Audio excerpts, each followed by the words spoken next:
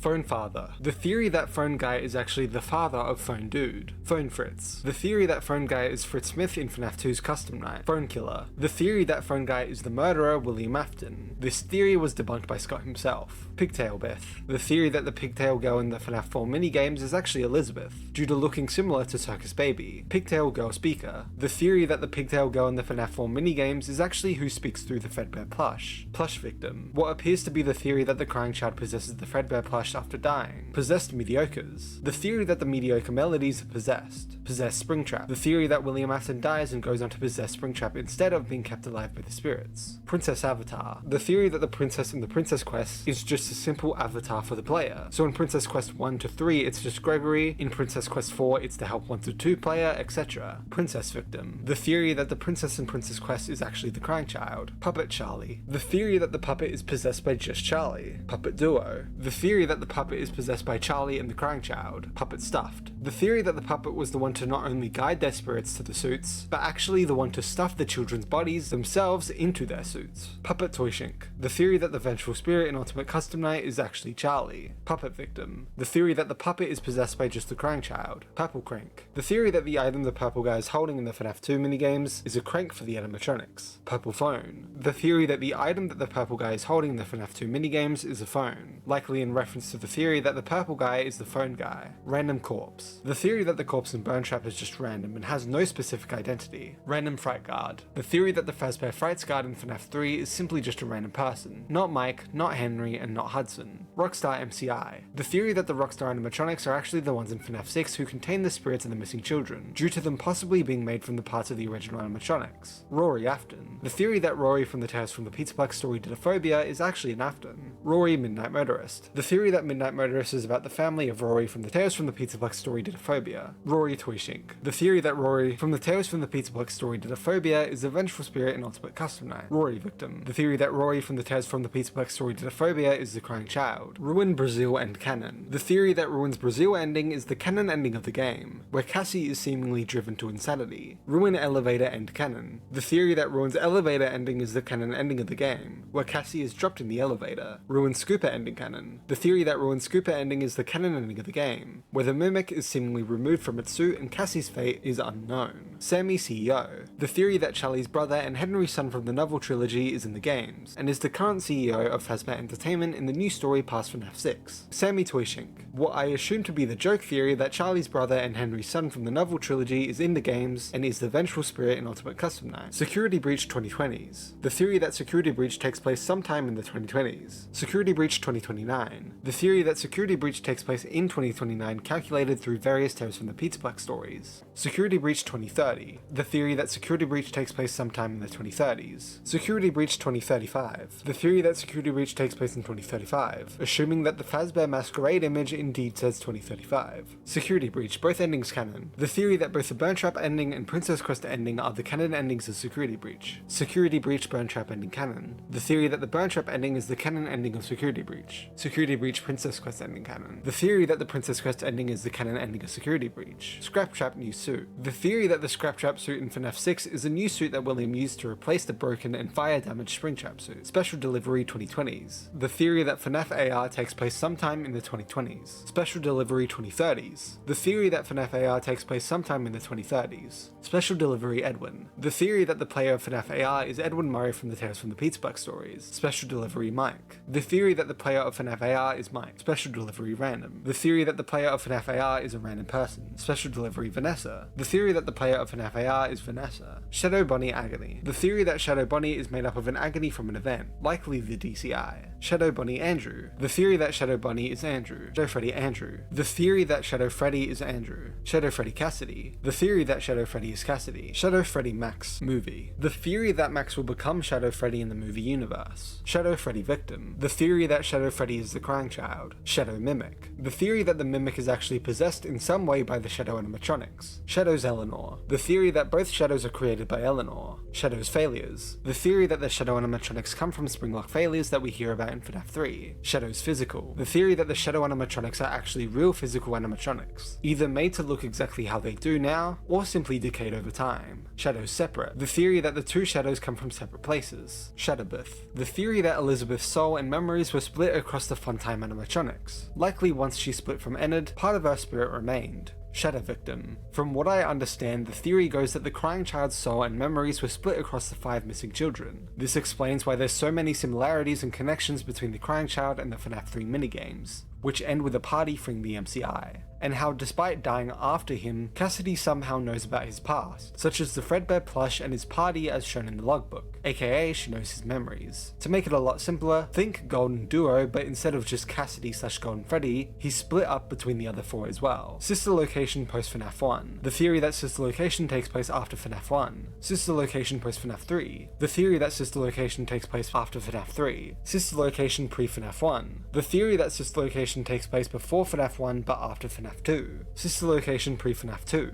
The theory that Sister Location takes place before FNAF 2. Sister Location Bunker Mound. The theory that the Mound in Midnight Motorist is a secret entrance to the Sister Location bunker. Splitline Games. The theory that after FNAF 6 the timeline splits up. One timeline following the Stitch Wraith Stingers, and the other following the Help Wanted story. Springlock banning 83. The theory that the Springlock suits were banned in 1983. Springlock banning 85. The theory that the Springlock suits were banned in 1985. Stitch Wraith Stingers post Security Breach. The theory that the Stitch Wraith Stingers take place after Security Breach. Stitch Wraith Stingers pre-Security Breach. The theory that the Stitch Wraith Stingers take place before Security Breach. Staff Times. The theory that the Staff Bot table in Security Breach above the Sticky Note room is meant to represent the fun times. Stafftons. The theory that the Staff Bot table in Security Breach above the Sticky Note room is meant to represent the Afton family. Stitchline Games. The theory that the stories connected to the Stitch Wraith Stingers are in the game timeline. The exact stories explained in the Fazbear Fright section. Susie Artist. The theory that all the kids' art in the games was drawn by Susie. This is mainly due to Coming Home featuring Susie drawing pictures to communicate from the dead. Susie Princess. The theory that the princess in the Princess Quest is somehow Susie. Susie Toyshink. The theory that Susie is the vengeful spirit in Ultimate Custom Night. Take Cake Fredbear's. The theory that Take Cake to the children and therefore Charlie's death takes place at Fredbear's family diner. Take Cake Freddy's. The theory that Take Cake to the children and therefore Charlie's death takes place at the original Freddy Fazbear's Pizza. Tales Games. The theory that the Tales from the Pizzaplex books take place in the game timeline. Tales Line. The theory that only the important tales from the Pizzaplex stories, such as the Mimic, GGY, the epilogues, etc., take place in the game timeline. This is assuming that the Tales from the Pizzaplex series follows the same blueprint as the Fazbear Frights with Stitch Line. Tape Vanessa. The theory that the tape girl from Help Wanted is Vanessa. 3 sets of victims. The theory that each FNAF 2 minigame shows different sets of kids. The 5 MCI and Give Gifts, the 5 DCI and Save Them, and another 5 in Foxy Go Go Go. Immortal and the Restless Aftons. The theory that the Immortal and the Restless also represents the Afton family. Immortal and the Restless MCI. The theory that the Immortal and the Restless also represents the MCI. The Immortal and the Restless Mike. The theory that Clara from The Immortal and the Restless represents Mike, as practically confirmed in the logbook. Torture Machine Remnant movie. The theory that within the movie universe, the Torture Machine is meant to collect Remnant. Torture Machine Stuffing movie. The theory that within the movie, the Torture Machine is meant to stuff people inside the suits. Toy Chica, Bite of 87. The theory that Toy Chica is the one who caused the Bite of 87. Toy's Agony. The theory that the toy animatronics are possessed by the agony of the DCI. Toys Possessed. The theory that the toy animatronics are just simply possessed by the DCI plainly. Twisted Mound. The theory that the Mound in Midnight Motorist is meant to be about the Twisted animatronics. 2 Miss Afton. The theory that William has 2 separate wives in the story. 2 Vans. The theory that there's 2 separate Vanessas in the story. Ultimate Custom Night Descent. The theory that Andrew is the vengeful spirit in Ultimate Custom Night, while Cassidy is trying to stop him so he can rest, only to be convinced to stop trying by Old Man Consequences. Ultimate Custom Night Duo. The theory that there's 2 spirits in Ultimate Custom Night, Cassidy and Andrew, both working against William. There's multiple sub-theories to this theory, such as Cassidy is the vengeful spirit while Andrew is Old Man Consequences, who tells her to move on so he can take over, or that Andrew is the one you shouldn't have killed, while Cassidy is the vengeful spirit, splitting what is assumedly the same character into two different roles. Ultimate Custom Night Nightmare. The theory that Ultimate Custom Night is an endless nightmare in William's mind, as shown in The Man in Room 128. Ultimate Custom Night Purgatory. The theory that Ultimate Custom Night is actually purgatory for William so he can't move on. Unwitheds. The theory that the Unwitheds exist as separate animatronics. Basically, instead of originals to Witheds to originals FNAF 1, it's originals to Unwitheds to Witheds to originals FNAF 1. Vanessa Afton. The theory that Vanessa isn't Afton in the games like she is in the movie universe. Vanessa Beth movie. The theory that Vanessa is meant to be an Elizabeth stand-in for the movie universe. Vanessa Bot movie. The theory that Vanessa is actually a robot in the movie universe. Vanessa Princess. The theory that the princess in the Princess Quest is actually Vanessa. Vanessa Witch Story. The theory that Candy Cadet's Witch Story in Help Wanted 2 is about Vanessa. Vanny Scooper. The theory that Vanny made the new Scooper seen in Ruin. Video game theory. The theory that all the spin-offs are real video games in universe. Virus Cassidy. The theory that Cassidy,